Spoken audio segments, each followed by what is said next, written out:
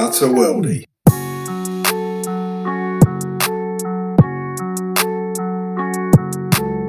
In this episode called Support and Balance, I discuss with Colchester United F.C goalkeeper Tom Smith the importance of social support, self-regulation and psychological skills to enhance football performance.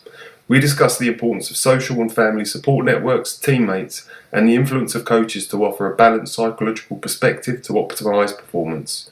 We highlight the importance of short and long-term goal setting, self-talk, relaxation, emotional and attentional control.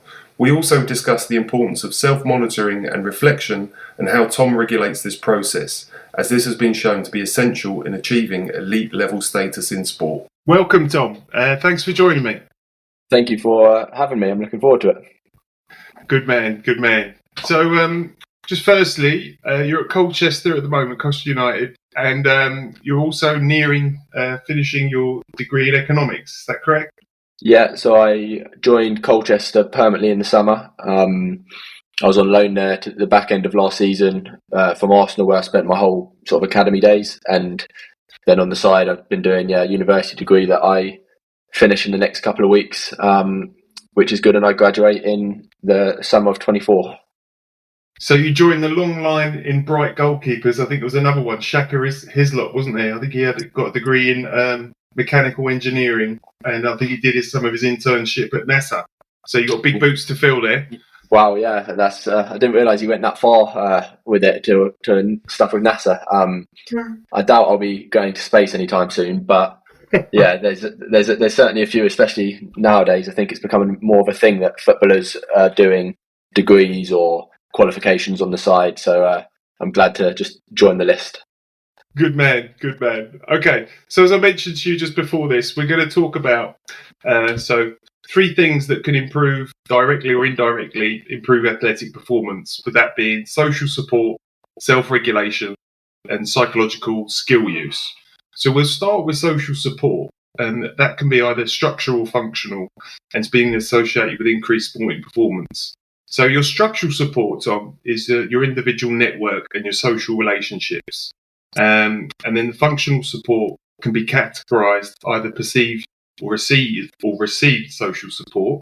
So that is, the perceived is your access to social support, so the availability of people, if you like.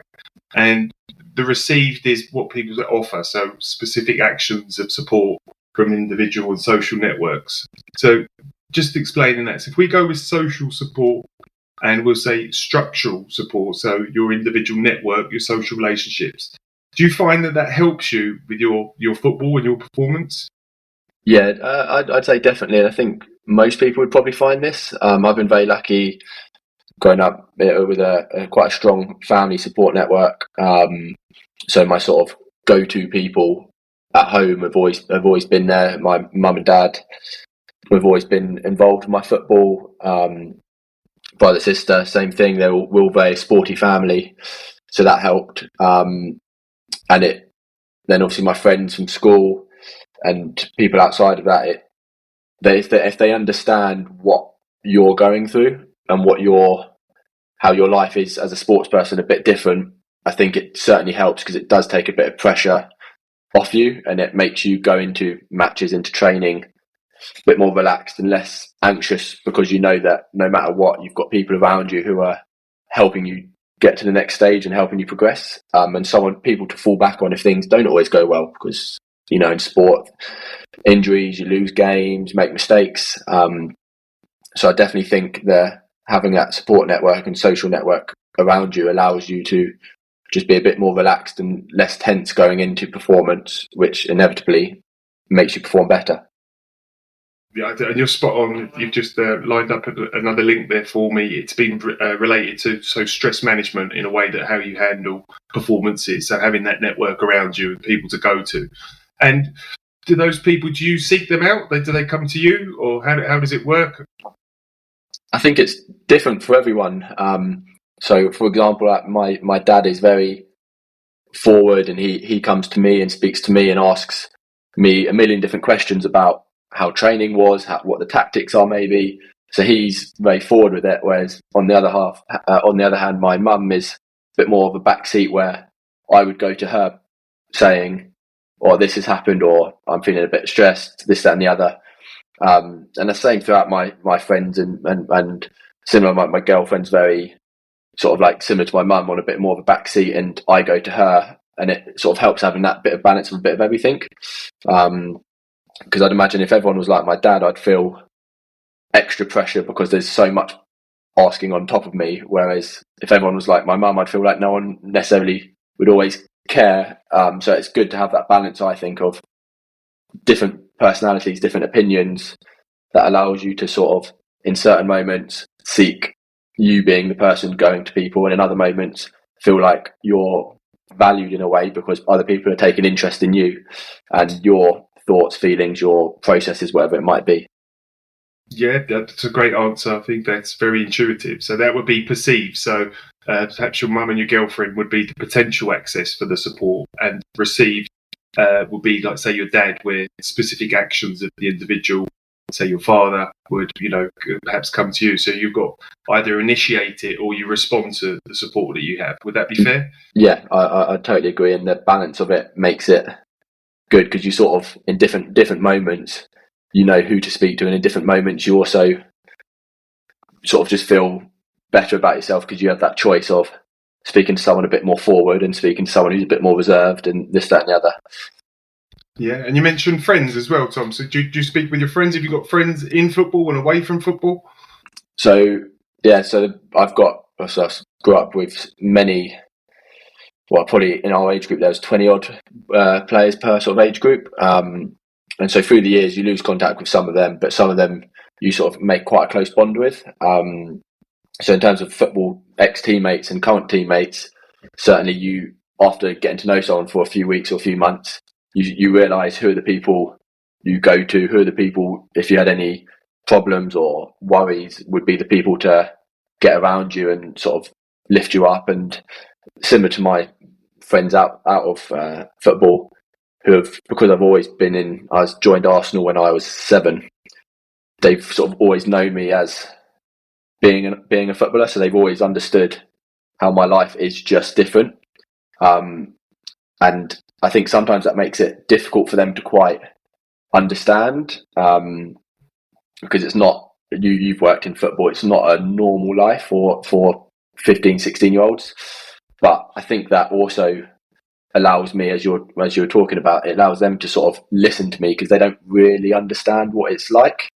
So from their point of view, they're probably thinking, well, it's better for me to listen and try and learn and discover what he goes through, or what his life is like, and how he has to perform this, that, and the other. Whereas the internal sort of teammates, next teammates who have been through it, it's easier for them to give their opinion and give their advice, because you know that they've been through similar, if not identical, situations. Yeah, perfect.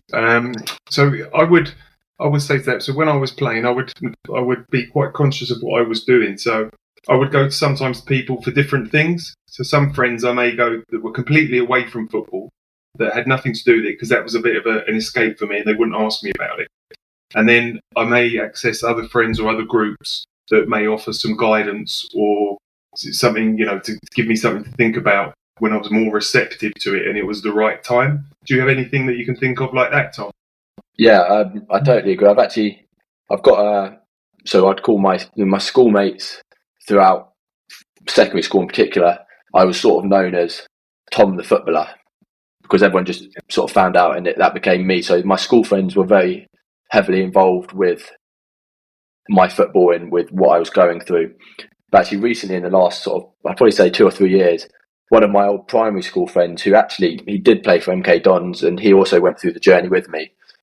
He no longer plays, but I've sort of started hanging out with him and his mates, because they didn't know me through school, they know I play football, but they just know me as just a normal person.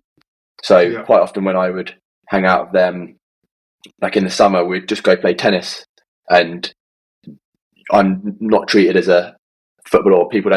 I'm not really looked at as a footballer. I'm just looked at a normal bloke who they're playing tennis with. So I'd definitely say in recent years, as I've sort of left school and I've sort of branched out away from my just having a school friendship group and having a wider friendship group, I'd certainly say that's happened more in the last couple of years, where you meet new people who don't have this perceived footballer sort of opinion of you, because they don't really know you as that. They just have met you on a normal day out, a normal night out, meeting friends, whatever it might be. Okay, that's great, mate. That's great. So you mentioned your father. Is there anyone else that you go to for guidance? Anyone else that you can, offer support in terms of your training or your games, or that you go to for advice? Anyone in particular? So usually have lots of ex-coaches and ex-staff members who are always sort of keeping an eye out for you. I'd always say throughout my years, I've probably had four goalie coaches who are my sort of go-to people if there's any issues. You Lee Smelt, you'll know. Ross Kitteridge is another big one who I quite often do training with in like the off season. And then there's a few more, but yeah, I'd probably say in terms of specific advice, I've got a few ex-coaches who I sort of keep in contact with, and if there was anything that came up and I wasn't quite sure, they'd be my go-to people. And then obviously I've got my brother's another one who's football mad, so from the football side of things, he knows he understands football.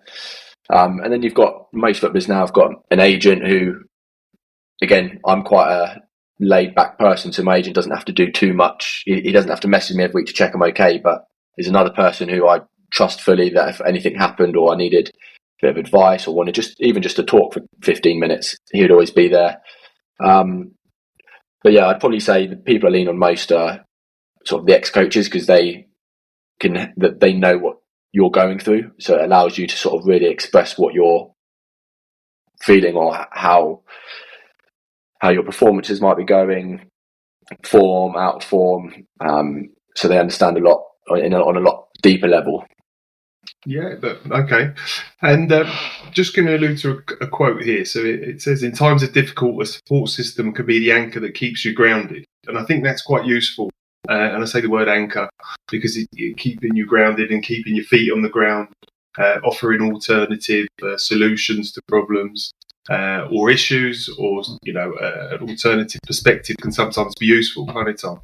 Yeah, definitely. And I think it's very easy when you're going, like, when you feel under pressure, but you close off and you sort of go my way or the highway. But actually, many times, as you say, if you just act and react in a moment, it's probably not the right decision. Whereas, they say, you're leaning on someone, you speak to other people, your network, getting those different opinions and different views makes your decision process a lot more efficient, a lot more accurate, because you're not going off emotion or something that's happened. You're going off rational thoughts from the other people. So yeah, I'll definitely agree with that. Brilliant. So we'll move on to the next point on self-regulation. And what they found is the research shows that people with the self-reflection and self-monitoring skills are between 2.75 and 11 times more likely to achieve elite level status in sport. I've thrown those stats in because I thought you might like numbers with your economics, Tom. Yeah, I do love a stat.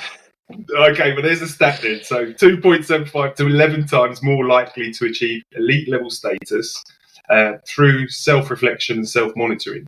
So if I speak a little bit about self-reflection and self-monitoring, so self-reflection will be how you train that day, how you play, and how you're monitoring perhaps your cognition, your thoughts, whether that be positive. Are you aware of that, and do you do that? Yeah, I think certainly as you get older, you do it more. And I'd imagine you get to a certain age where you're starting to come towards the end of your career, where you'll probably start to do it less because you've reached your sort of peak, if that's the right way to put it. But certainly most days, especially on the drive home from training, you're sitting there and you're thinking, did I give my maximum? Is there anything I could do better next time? And certainly for matches, and the actual sort of final event of the week, you do a lot of reviewing and reflecting on that as an individual, and obviously in football as a team. And I think that, as you say, if you do it properly and you're not necessarily harsh, but you're honest with yourself, it's only going to make you better or make you get to that next little level. So so like your self-generated thoughts and your feelings, your actions, and do you think it's important sometimes to be critical of yourself and not too critical? And are you aware of when you're being, say, too harsh on yourself, or when you need to perhaps motivate yourself a little bit more?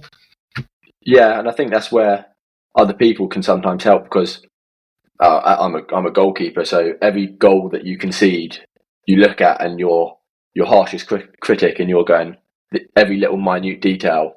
But actually, sometimes you need either yourself or someone else to say, "I think you're being a bit far-fetched. I think you're going too much into it."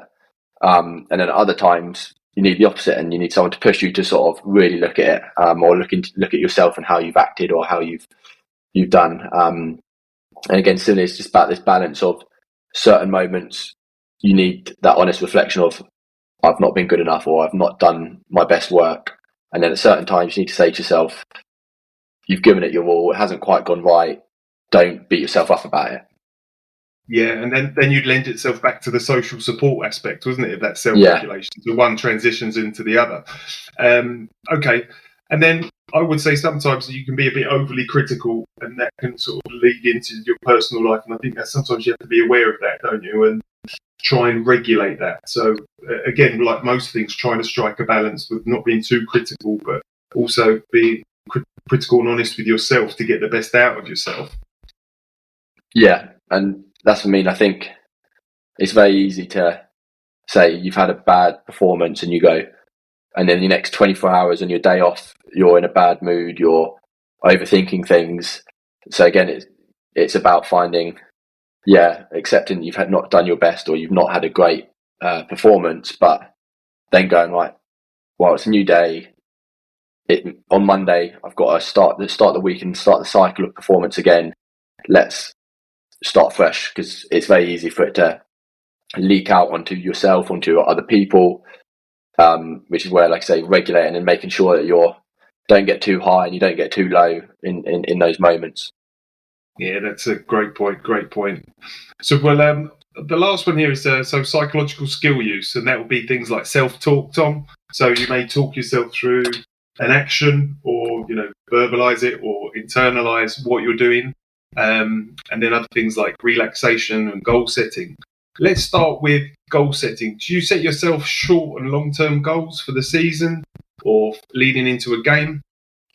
Yeah, I think so. I think in terms of short-term goals over like a season, I think you sort of have your you can break it quite easy down into the first 15 games, second 15, and the final 15. And you can, whether that be team goals or individually, I think that's very important, because you don't want to lose sight of what the end goal is, whether that be winning a title, whether that be getting a new personal best score if you're a swimmer, whatever it might be. But you want to cut, if you lose sight of that, then you forget the steps to get to that point.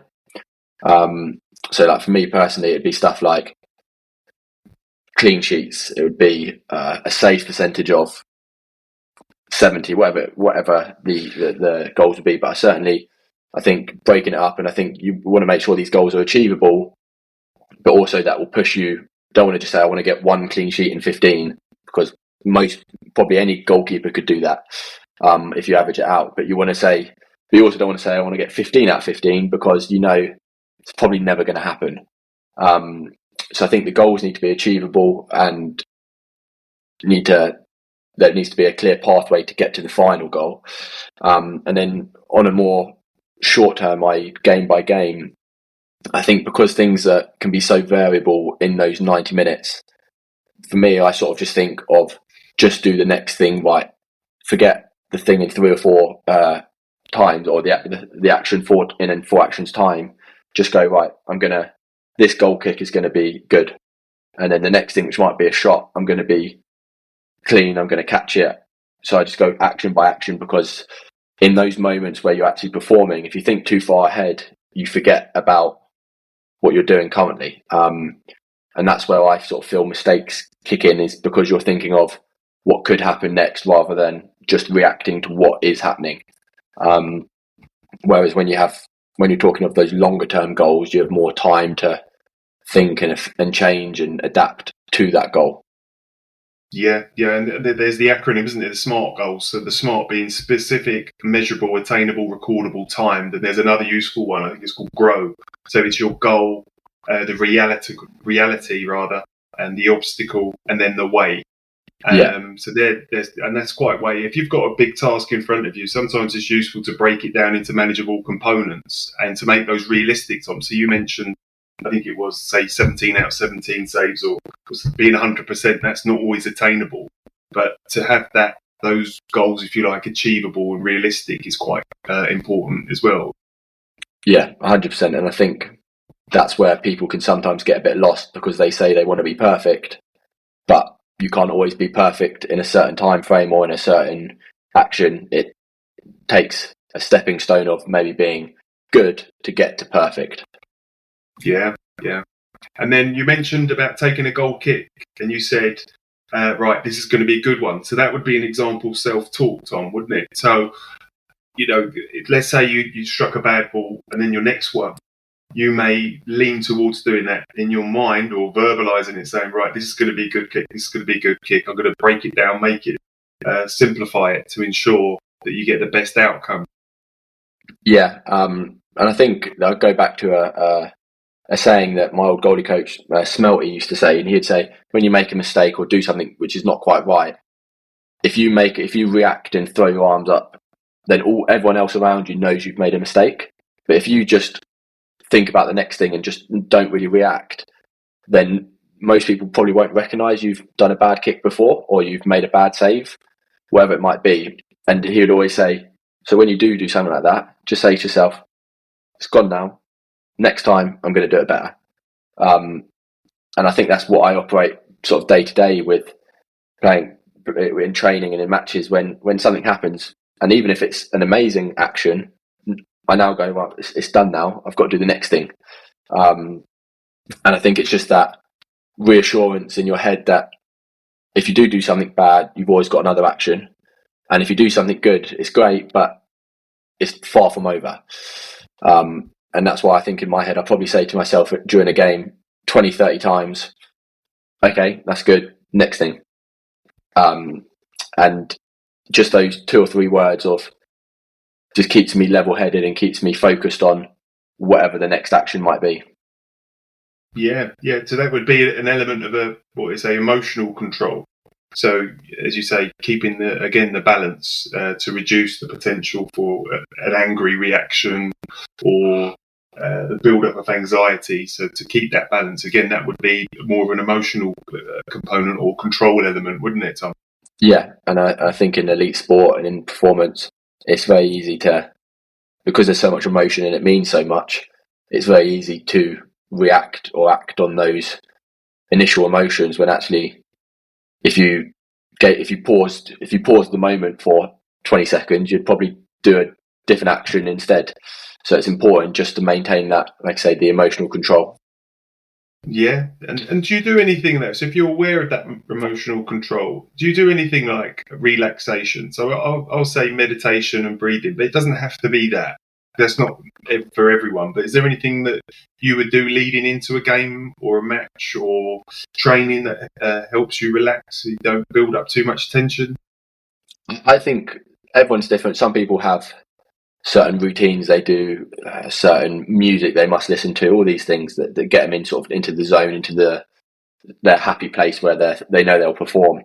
For me, I'm quite a sort of, during matches, I just try not to think too far ahead, as I alluded to before. During a warm up, I'm quite easy. Lots of goalkeepers are like, I must finish the last save must be perfect. Whereas I'm a bit more laid back and I just sort of think, just enjoy it, because while I personally feel if you're happy and you're excited, you're going to perform better. So I try not to just put too much stress on myself or overthink things. During the week, I think, going back to the self-reflection, I think that's always a good thing for me to sort of, when I think about my games or my performance, that in itself to me is relaxing, because I sort of am able to map out what I've done well, what I can improve, and I sort of feel in a good place from that. I also do. You talk about like the breathing, yoga sort of things. I do that throughout the week, which is also nice because it's a relaxing form of sort of exercise in a way. But I'd certainly say, in terms of like the actual match day and the actual performance, I don't have anything major that keeps me. Don't have any routines or any sort of methods. But I just try to think, how many million people want to be in my position who get to play football on the weekend as their job, and I think that's the best sort of gift. So I should just do it and be happy, because if you're not enjoying it, then I don't think you're never going to perform to the level you want to. No, I think you're very balanced in your approach to a lot of these things. So credit to you. I'm just going to touch on a couple more points here. So I'm just going to mention, activation. When they say activation, Tom, it's like your mental, physiological approach to a game. So warm up. Would you say that the warm up and your preparation, do you think that helps you control your performance or enhance your performance? I don't think it will ever harm your performance. So you see a lot of things where people would have bad warm-ups but amazing games, but I think you very rarely see an amazing warm-up and a bad performance.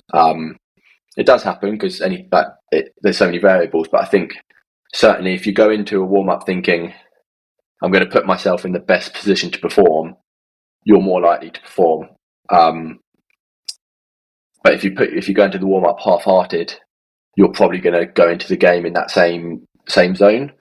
So I think I don't put too much pressure on myself to have the perfect warm up. But I think if you have the mentality of trying to do the perfect warm up, that's only going to improve your performance. And then talking about like the psychological side of it, again, you're trained to be a winner, and you go into every performance, every match thinking we want to win as a team or an individual. So I think that goes across training during the week leading up to the match, and the warm up is you've got to have that mentality of I want to win, I want to be the best possible, and you can't really go wrong from that, because if you make a mistake, those happen. But if you put in maximum effort and you've got the right mentality of trying to do the right things, and then you can't really complain or you can't be blamed as such, because you're going into it doing everything properly. Yeah, and we'll just touch on one last point here. Do you filter in and out, say what you pay attention to and what you ignore? So the term for that would be attentional control. So, and I would use the word filter. So, kind of using and bringing in the things that are useful, or if there's something disruptive.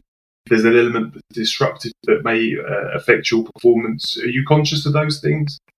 I think you're always conscious of them, but I think you learn as you get older and more experienced to ignore or just let it go through one ear and out the other, effectively. And I see it as I'm going into men's football, having a bigger crowd every week, having crowds who are screaming and shouting horrible things, and I remember my first few games with a bit of a crowd, and you're constantly thinking, oh my God, there's a crowd. And now that crowd is 10 times the amount it was in my first few games as a playing in men's football. But you sort of learn to what's important. And as you say, that the focus of, right, the end goal is to win the match or to make a save. And this is where, again, goes back to being your next action. If you're only really thinking of your next action, you're just focused on that. Whereas if you're thinking of the wider picture, that's where you get drawn into other things, because you're not 100% focused on one thing. So I'd certainly say you do realise it and see the noise, and you see certain players doing certain things or certain distractions. But if your mind is in the right place of, this is my job, this is what I'm doing next, or this is what I want to achieve next, I think you get, with experience and with a bit of sort of practice, you learn to ignore the distractions and just focus on what the actual goal is. Yeah. So just during our conversation, I'm just going to summarise things that we've talked about, Tom. So we've talked about the importance of social support and how that can improve directly or indirectly your your athletic and your football performance. And you put into really good examples there. So self-regulation in terms of how that may help. So in terms of goal setting and reflection and monitoring and self-monitoring. And then lastly, some psychological skills that you may use or implement. And you put some real good examples there of how you would do that. And your approach just seems very balanced to me. And I take my hat off to you because it's a very mature and deliberate method that you approach to your games and training. So I just wanted to say thank you, Tom, for everything, and thank you for taking the time.